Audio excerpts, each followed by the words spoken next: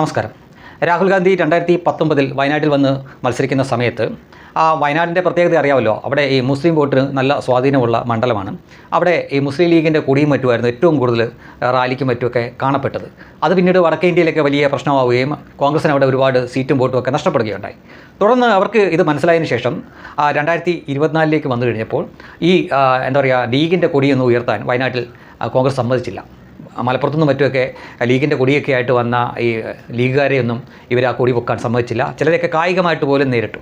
അയാൾ 2024 ജയിച്ചു. പിന്നീട് രണ്ടിടത്ത് ജയിച്ചുകൊണ്ട് ഇവിടെ രാജിവെക്കേണ്ടി വന്നു. രാജിവെച്ചിട്ട് പകരം അദ്ദേഹത്തിൻ്റെ സഹോദരി പ്രിയങ്ക ഇവിടെ മത്സരിക്കാൻ വന്നപ്പോഴും സമാനമായിട്ടുള്ള കാര്യമാണ്. ലീഗിൻ്റെ കൊടി ഉയർത്താൻ സമ്മതിച്ചില്ല. അതിൻ്റെ ഒന്നാമത്തെ കാരണം ലീഗിൻ്റെ കൊടിക്ക് ഈ പാകിസ്ഥാൻ്റെ ദേശീയ പതാകയായിട്ട് നല്ല സാമ്യമുണ്ട്. അതായത് നിറമെല്ലാം ഒരേപോലെ തന്നെയാണ്. ഈ ചന്ദ്രക്കല വെച്ചിരിക്കുന്ന സ്ഥലം മാത്രമേ ചെറിയ വ്യത്യാസമുള്ളൂ. ഒരിടത്ത് വലത്തെ സൈഡിലാണെങ്കിൽ ഇവർക്ക് ഇടത് സൈഡിലാണ് എന്ന് മാത്രമേ ഉള്ളൂ. അതൊഴിച്ചാൽ ഇതിൻ്റെ നിറവും ഇതിൻ്റെ പാറ്റേണും എല്ലാം ഒരേപോലെയാണ്. ഒറ്റ നോട്ടത്തിൽ കണ്ട പാകിസ്ഥാൻ്റെ കൊടിയാണെന്നേ തോന്നും. ഇത് വടക്കേ ഇന്ത്യയിലേക്ക് മലപ്പുറത്ത് അല്ലെങ്കിൽ വയനാട്ടിൽ പാകിസ്ഥാൻ്റെ കൊടി ഉയർത്തി എന്നൊക്കെ പറഞ്ഞുകൊണ്ട് അത് കോൺഗ്രസിന് ദോഷം ചെയ്യും. അതുകൊണ്ടാണ് അത് ഉയർത്തണമെന്ന് പറഞ്ഞത്. അപ്പോൾ വയനാട്ടിൽ അവർ ഈ ലീഗിൻ്റെ കൊടി ഉയർത്താൻ സമ്മതിക്കാത്തത് കൊണ്ടാണോ എന്നറിയില്ല. ഈ കൊടുത്താൽ കൊല്ലത്തും കിട്ടും എന്നൊക്കെ പറയുന്ന പോലെ ഇപ്പോൾ ബീഹാറിൽ രാഹുൽ ഗാന്ധി തേരാപ്പാരം നടന്നുകൊണ്ടിരിക്കുകയാണല്ലോ. അവിടെ തെരഞ്ഞെടുപ്പ് വരാൻ പോവുകയാണ്. അതിന് വേണ്ടിയിട്ടുള്ള പ്രചരണം നടത്തിക്കൊണ്ടിരിക്കുകയാണ്. അതിന് വോട്ട് ജോലി യാത്ര എന്നൊക്കെ പറഞ്ഞൊരു പേരൊക്കെ ഇട്ടിട്ടുണ്ട്. അതെന്തെങ്കിലും ആയിക്കോട്ടെ. പക്ഷേ ഈ മനുഷ്യൻ ശരിക്കും പറഞ്ഞു കഴിഞ്ഞാൽ യാത്ര നടത്തുന്നത് ആർക്ക് വേണ്ടിയിട്ടാണ് എന്ന് ആർക്കും സംശയം തോന്നും. നമ്മുടെ ഇവിടുത്തെ മാധ്യമങ്ങൾ കാണിക്കില്ല കേട്ടോ. കാരണം എന്ന് പറഞ്ഞു കഴിഞ്ഞാൽ കോൺഗ്രസിൻ്റെ കൊടി കാണാനില്ല. നിങ്ങൾ നോക്കി ഈ ചിത്രങ്ങളിൽ കോൺഗ്രസിൻ്റെ കൊടി നിങ്ങൾക്ക് മഷിയിട്ട് നോക്കിയാൽ പോലും കാണാൻ പറ്റില്ല. പകരം അവിടെ നാമമാത്രമായിട്ടുള്ള കമ്മ്യൂണിസ്റ്റ് പാർട്ടിയുടെ കൊടി പോലും ഇതിനകത്ത് കാണാം. അരിവാൾ ചുറ്റിയുമായിട്ടുള്ള ആ കൊടി നമുക്ക് കാണാം. പിന്നെ ഒരു പച്ചക്കൊടിയുണ്ട്. അത് RJD എന്ന ലാലു പ്രസാദ് യാദവിൻ്റെ പാർട്ടിയുടെ ആ കൊടിയാണത്. RJD രാഷ്ട്രീയ ജനതാ എന്ന് പറഞ്ഞ പാർട്ടിയാണ്, അല്ല മുസ്ലിം ലീഗൊന്നുമല്ല. പക്ഷേ ഈ ഒരു ഏരിയ ഒരു പ്രത്യേക വിഭാഗക്കാർക്ക് വോട്ട് ബാങ്കുള്ള ഒരു സ്ഥലമാണ് എന്ന് തോന്നുന്നു. അതുകൊണ്ടായിരിക്കാം കോൺഗ്രസിൻ്റെ കൊടി അവിടെ കാണുന്നില്ല. ഈ മൂവർണ്ണമാണല്ലോ കോൺഗ്രസിൻ്റെ കൊടി, നമ്മുടെ ദേശീയ പതാകയായിട്ട് സാമ്യമുള്ളൊരു സാധനമാണല്ലോ. അപ്പോൾ അതുകൊണ്ടായിരിക്കാം ഒരുപക്ഷെ അവിടെ അത് ഉയർത്താൻ അവർ സമ്മതിച്ചിട്ടില്ല. ഒരു പാർട്ടിയുടെ അതിൻ്റെ നേതാവ് തന്നെ, പ്രധാനപ്പെട്ട നേതാവ് ഒരു റാലിയും മറ്റുമൊക്കെ നടത്തുമ്പോൾ സ്വന്തം പാർട്ടിയുടെ കൊടി ഉയർത്താൻ പോലും പറ്റുന്നില്ല എന്ന് വരുന്നിടത്താണ് ആ നേതാവിൻ്റെ ആ അവസ്ഥ നമ്മളൊന്ന് മനസ്സിലാക്കേണ്ടത്. ഇതൊന്നും നമ്മുടെ ഇവിടുത്തെ മാധ്യമങ്ങൾ കാണിക്കില്ല കേട്ടോ. നമ്മുടെ ഇവിടുത്തെ മാധ്യമങ്ങൾ കാണിക്കുന്നത് എന്താണെന്ന് ചോദിച്ചു കഴിഞ്ഞാൽ ഏതെങ്കിലും സമ്മേളന സ്ഥലം കാണുമല്ലോ. ആ സമ്മേളന സ്ഥലത്തേക്ക് വന്നിറങ്ങുമ്പോൾ എന്തായാലും സ്വാഭാവികമായിട്ട് കുറച്ച് ആൾക്കാർ കാണും. ആ സമ്മേളനത്തിന് വേണ്ടിയിട്ട് നമ്മുടെ ഇവിടുത്തെ ചെയ്യുന്ന പോലെ തന്നെ 500 രൂപയും ബിരിയാണിയൊക്കെ ആയിരിക്കും, അല്ലെങ്കിൽ ചെറിയ കുപ്പിയായിരിക്കും കൊടുക്കുന്നത്.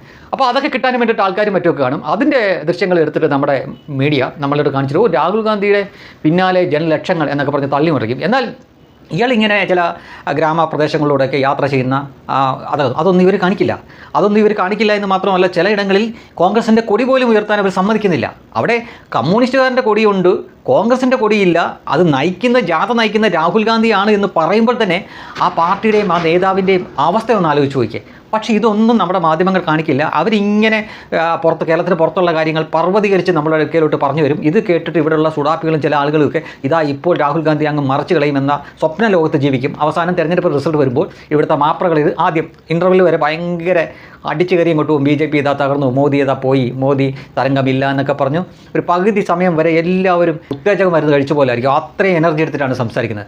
അത് കഴിയുമ്പോൾ BJP അങ്ങോട്ട് ലീഡ് ചെയ്യാൻ തുടങ്ങുമ്പം ഇവൻ്റെയൊക്കെ ഈ ബലൂണിൻ്റെ കാറ്റ് കുത്തിവിട്ടാണ് പിന്നെ ഇവരുടെയൊക്കെ ആ സൗണ്ട് അങ്ങ് പോകുന്നത്. ഭയങ്കര ഡെസിബിൾ സംസാരിക്കുന്ന ഒരുപാട് മാപ്രകളുണ്ട്, ചില വനിതാ മാപ്രകൾ. അവരുടെ ആ തുടക്ക സമയത്തെന്ന് പറഞ്ഞു കഴിഞ്ഞാൽ അവരുടെ സൗണ്ട് നമ്മുടെ ചെവിയുടെ ഡേഫർ അടിച്ച് കളയുന്ന തരത്തിലുള്ള സൗണ്ട്, തുളഞ്ഞു കയറുന്ന രീതിയിലുള്ള സൗണ്ടാണ്. കുറച്ചങ്ങോട്ട് കഴിയുമ്പോൾ ഇവർ കരയുകയാണോ അത് മറ്റെന്തെങ്കിലും ആണോ എന്ന് നമുക്ക് തോന്നിപ്പോകും. ആ അവസ്ഥ ഇത് കുറേ കാലമായിട്ട് നമ്മൾ കണ്ടുകൊണ്ടിരിക്കുന്നത്. ഇതിൻ്റെ പ്രശ്നം എന്താണെന്ന് ചോദിച്ചു കഴിഞ്ഞാൽ ഇവർ അവിടെ വോട്ട് പിടിക്കേണ്ടതിന് പകരം അവിടുത്തെ തെരഞ്ഞെടുപ്പിന് ഇവിടെ കിടന്ന് വോട്ട് പിടിക്കുന്ന കാഴ്ചയാണ് നമ്മൾ കാണുന്നത്. അത് അവിടെയുള്ള സത്യസന്ധമായിട്ട് ഇവിടെ കാണിക്കത്തില്ല.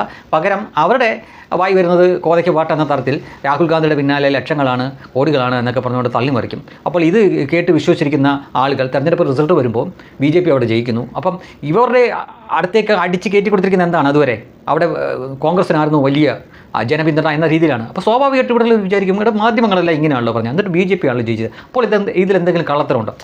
ഈ ഒരു തോന്നലും ഒരു സംശയം ഉണ്ടാക്കാൻ വേണ്ടിയിട്ടാണ് ഇവിടെയുള്ള പിതൃശൂന്യ മാപ്രകൾ ഈ തരവഴി കാലാകാലങ്ങളായിട്ട് കാണിച്ചുകൊണ്ടിരിക്കുന്നത്. പക്ഷേ ദേശീയ മാധ്യമങ്ങളൊക്കെ ഉള്ളതുകൊണ്ട് ഈ കേരളത്തിന് വെളിയിലുള്ള രാജ്യത്തെ മറ്റ് സ്ഥലത്തെ ആളുകൾക്കൊക്കെ സത്യം മനസ്സിലാക്കാൻ പറ്റുന്നുണ്ട് എന്നത് വളരെ ആശ്വാസകരമാണ്.